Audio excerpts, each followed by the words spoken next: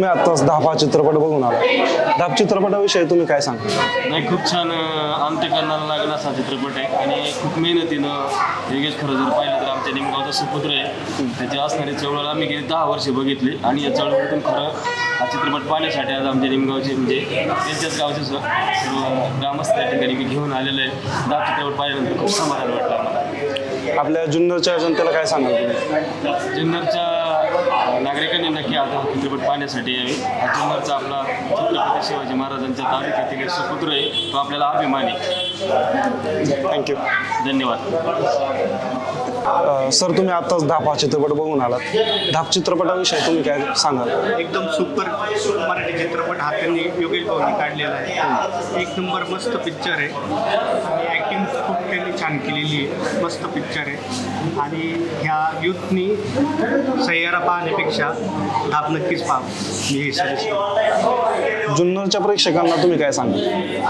जुन्नर काय all over सगळ्या जुन्नर तालुक्याच्याच प्रेक्षकांना मी सांगाल, एक नवीन चित्रपट आपल्या शिवजन्मभूमीतल्या एका युवकाने मस्त आणि एक चांगला संदेश जगाला जाईल.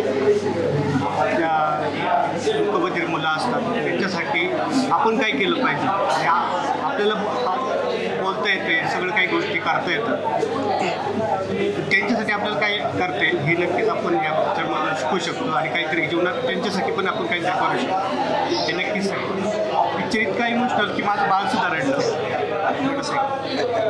छान मस्त पिक्चर, थँक्यू. सगळ्यांनी पाहावं.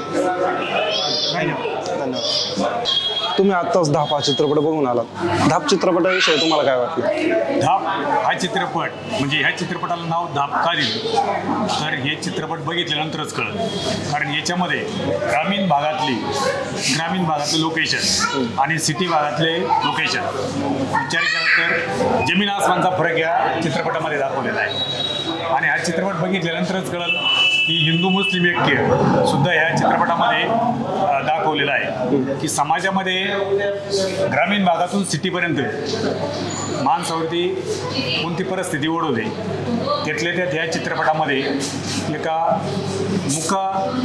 मुलाचं जे दाखवलेले लोकेशन की गरीब घरामध्ये जन्म घेऊन वडील नसताना आई आजारी असताना ग्रामीण भागातून सिटीपर्यंत जाताना त्याला किती दुःख झालेले किंवा किती अडचणी निर्माण झालेल्या आहेत ह्या फक्त आपण धाप चित्रपटामध्येच बघू शकतो. आणि हा चित्रपट ग्रामीण भागामध्ये पण फुल चालला पाहिजे म्हणजे लोकांनी बघितला पाहिजे आणि हा सिटीमधल्या लोकांनी त्याला प्रतिसाद देऊन हा चित्रपट आपल्या ग्रामीण भागातल्या मुलाचा कुठपर्यंत पोहोचवला पाहिजे की त्याला ह्या चित्रपटाला आणखीन दुसरा चित्रपट निघला पाहिजे.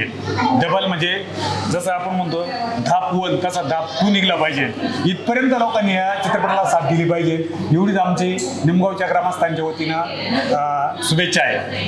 थँक्यू.